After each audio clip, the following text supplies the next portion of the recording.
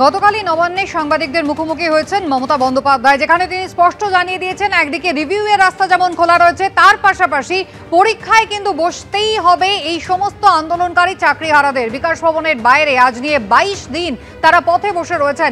আদালত ইতিমধ্যেই তাদের সেন্ট্রাল পার্কে যাওয়ার কথা বলেছেন, কিন্তু সেখানে যথাযথ পরিকাঠামো তৈরি নয়, সেই কারণে এখনো তারা স্থানান্তরিত হতে পারেননি বলে জানা যাচ্ছে। আবির দত্ত সরাসরি রয়েছেন আমাদের সঙ্গে। আবির, বেশ কদিন হয়ে গেল কলকাতা হাইকোর্টের নির্দেশ, কিন্তু তারপরও এখনো সেন্ট্রাল পার্কে এরা প্রতিস্থাপিত নিজেরা শিফট করেননি, তার কারণটা কি? কি সমস্যা?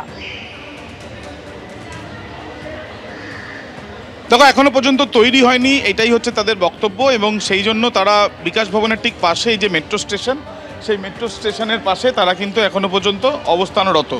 কিন্তু আমরা দেখেছি গতকাল মুখ্যমন্ত্রীর ঘোষণা এবং রাজ্যে আসছেন প্রধানমন্ত্রী, সেই পরিপ্রেক্ষিতে যারা আন্দোলনরত চাকরিহারারা রয়েছেন তাদের সঙ্গে একবার আমরা কথা বলে জিজ্ঞেস করব যে তারা কি ভাবছেন।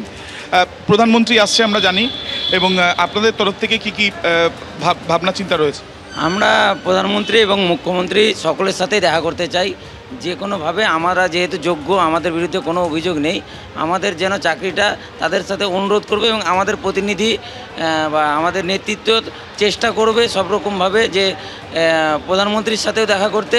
এবং আমাদের আরেকটা দাবি ছিল, আগে থেকে এখান থেকে ধর্ণা মঞ্চে বসে আছে এই কারণেই যেন শিক্ষামন্ত্রী এবং মুখ্যমন্ত্রী আমাদের সাথে এসে দেখা করে এবং আমাদেরকে কি পথে চাকরি পাইয়ে দিতে পারে, তার ABCDE কোন কোন প্ল্যান আছে সেগুলো যেন আমাদেরকে পূর্ব অবগত করে, তার জন্য আমরা বসে আছি। কিন্তু এখনও মুখ্যমন্ত্রী এবং শিক্ষামন্ত্রী আমাদেরকে দেখার জন্যে। উত্তরবঙ্গে আপনাদের একটা টিম রয়েছে?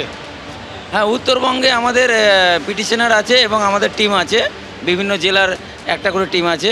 তো আমরা সব রকমভাবে চেষ্টা করি। প্রধানমন্ত্রীর সঙ্গে দেখা করার জন্য চেষ্টা করছি। হ্যাঁ, প্রধানমন্ত্রী, রাষ্ট্রপতি সকলের সাথে এবারে আমরা দেখা করব, এবং মানবাধিকার কমিশন, কারণ আমাদের সাথে একটা ইনহিউম্যান ঘটনা ঘটেছে, যেটা মর্মান্তিক, আমাদের মৃত্যুর সমান।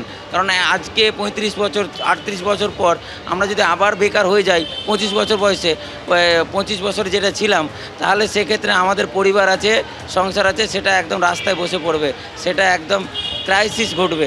ওইটা আমাদের কাছে খুব মর্মান্তিক।